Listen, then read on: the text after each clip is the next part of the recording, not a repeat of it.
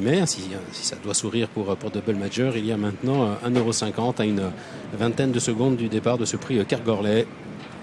On avait M. Jatière, présent dans le rond de présentation, venu assister notamment à la performance de Goya Señora, qui en est le propriétaire, en association avec l'écurie Ara des Señora. Départ imminent pour la première.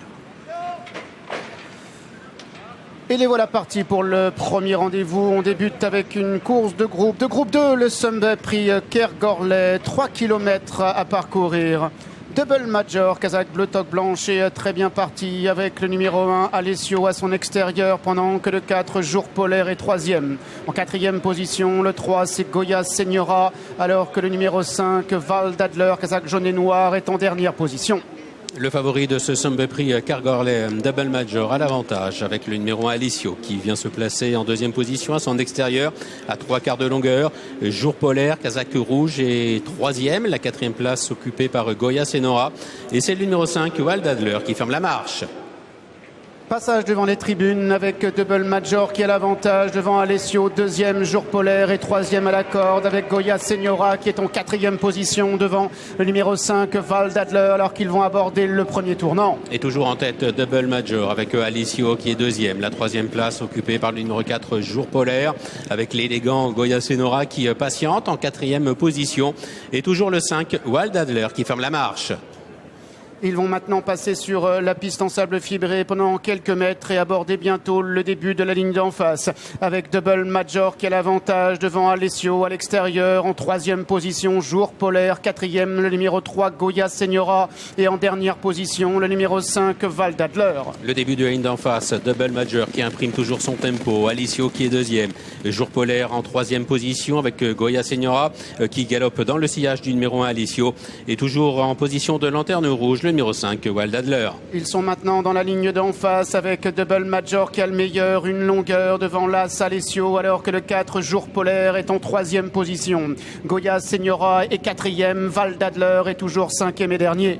Les positions sont figées, Double Major toujours en tête, Alessio toujours à 3/4 de longueur à son extérieur en deuxième position avec Jour Polaire à l'intérieur troisième. Nous avons Goya Señora en quatrième position et Val d'Adler le numéro 5 qui est pour le moment dernier. Ils vont ainsi aborder le dernier tournant. Double Major a le meilleur avec Stéphane Pasquier, Alessio à son extérieur et deuxième. Jour Polaire est troisième à la corde, quatrième le magnifique Goya Señora qui vient devant Val d'Adler toujours cinquième et dernier. Tournant final, Double Major qui a l'avantage avec Alessio en deuxième position, Jour Polaire qui est troisième, Goya Señora qui suit l'effort du numéro 1 Alessio est toujours le même en dernière position, c'est-à-dire le 5 Val d'Adler.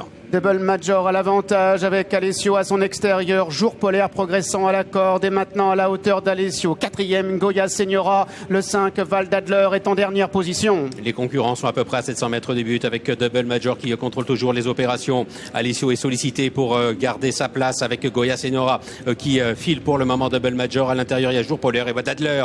La dernière ligne droite avec Double Major, le grandissime favori qui compte désormais de longueur devant Goya Señora qui est deuxième alors que l'As Alessio est troisième à l'extérieur. En quatrième position c'est Val d'Adler. Double Major qui s'envole littéralement vers le succès dans ce prix Kergorlet. Pas de course pour Double Major qui fait une véritable promenade de santé. La deuxième place pour Goya Señora, la troisième pour l'As Alessio. Balade de santé, effectivement, c'est l'expression requise pour la victoire de Double Major qui s'impose de bout en bout et qui n'a cessé d'augmenter son avance dans la ligne d'arrivée. On a retrouvé le meilleur Double Major, celui du Royal Oak l'année passée. Il avait affiché un net regain de forme, d'ailleurs la dernière fois dans le Maurice de Goya Señora gagne l'autre course, il est deuxième devant l'As Alessio troisième, Val d'Adler le numéro 5 et qui est quatrième et la dernière place pour le numéro 4, Jour Polaire. Ouais, c'était net et sans bavure. C'était un régal pour les yeux de gens qui aiment les grands chevaux, les beaux chevaux, le grand sport. Une classe folle ce cheval, c'est impressionnant. Besoin de personne pour s'exprimer, il prend ses responsabilités. Même si Alessio lui a mis la pression tout au long de la course, le cheval avait les oreilles pointées en avant. Il se moquait qu'on lui mette la pression. Il était vraiment au bouton. Stéphane s'est régalé. Puis c'est sa façon de baisser son garrot et d'accélérer dans la ligne droite qui est vraiment exceptionnelle pour un stayer. On a l'impression pour finir qu'on voit un cheval de 1600 mètres. C'était magnifique. Ouais, il a franchement accéléré effectivement dans la ligne d'arrivée. C'était beau à voir. La réaction tout de suite de Stéphane Pasquier qu'on félicite. Bonjour Stéphane, bravo. Bonjour, merci. Petite parenthèse, Dominique comme Westerner. Ouais, un peu dans le, un peu plus dans le facile à monter. Ouais, un peu plus facile, ouais, j'avoue. Il était bien décontracté en tête, Stéphane, même si Alessio était à une demi, enfin 3/4 de longueur de vous pendant toute la course. Il était vraiment, vous l'aviez cool comme vous le souhaitiez. Honnêtement, il s'est oxygéné correctement. Il avait déjà l'avant-course, je pense qu'il était meilleur que les autres. C'est beaucoup plus facile comme ça. Non, bah, j'ai une pensée encore pour Maxime que j'ai vu hier soir. J'espère que je lui ai pas déréglé ses chevaux et qu'il va pouvoir en gagner plein d'autres avec. Stéphane, c'est un régal, un stayer comme ça qui a besoin de personne pour s'exprimer. Pour un jockey, même dans n'importe quel cheval, tu n'as pas besoin de t'occuper des autres, tu as juste à t'occuper de ton cheval. Et en plus, il est très réceptif à ce que tu lui demandes. C'est comme si tu étais dans une voiture, quoi. Ouais, mais Dominique, tu sais, hein, les bons chevaux, c'est ce qui fait la différence. Voilà, ça, c'en est un bon. Il a gagné groupe 1 déjà. Il va en regagner d'autres. Donc franchement, non, c'est hyper agréable. Je remercie la famille de Vertemer de penser à moi quand il y a des remplacements à faire. Je suis preneur. Bravo. Stéphane, dans le quintet, vous allez monter l'un de vos chevaux de cœur, Chicho Boy, il est toujours là? Ouais, il est toujours présent, mais maintenant il en est à 3 ou 4 gagnants de quintet, ça commence à faire beaucoup. La dernière fois, je pense qu'on a eu une bonne course, tout s'est bien passé le long de la corde, il a très bien accéléré. Là, j'ai un numéro en dehors, mais c'est un chouette cheval, il fait tout ce qu'on lui demande. J'adore ces chevaux-là. Entendu, merci. Merci. Et bravo à vous Stéphane pour cette victoire et bravo également et surtout à Double Major pour ce magnifique succès dans le prix Kergorlet, le Sombé prix Kergorlet, voilà le numéro 1 chez les stayers en France. Il est ici et peut-être le numéro en Europe, nous verrons bien cet automne dans le cadran et le Royal Oak. À tout à l'heure pour un autre groupe, Jérôme, le Sombé prix Jean Romanet.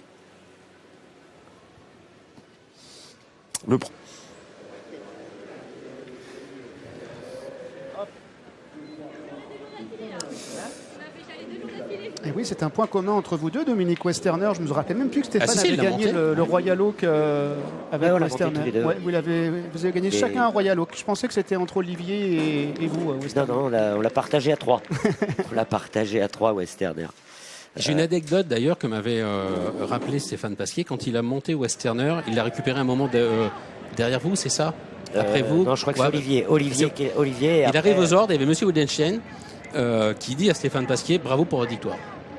Oui, c'est ça. Dans le rond, hein. Oui, la course n'était pas courue. Il m'a dit ça met une drôle de pression. Une drôle de pression. Je ne sais plus dans quelle course c'était, mais il courait tout seul. Enfin, on connaît Westerner, un des plus grands stayers de l'histoire des courses en France. Et c'est vrai qu'il l'a monté aussi. Et pour l'anecdote, Westerner a gagné la Gold Cup, mais pas à York. Pas à Ascot, à York. Il a gagné à York, oui. Allez, nous raccompagnons donc Stéphane Pasquier, Double Major. Alors une pensée bien sûr pour Maxime Guyon, ça va toujours être difficile, même si voilà, c'est un jockey d'expérience. Maxime, il en a vu d'autres, de voir ses chevaux comme ça, gagner dans des belles courses, aventurières, Double Major aujourd'hui. On préfère qu'il gagne.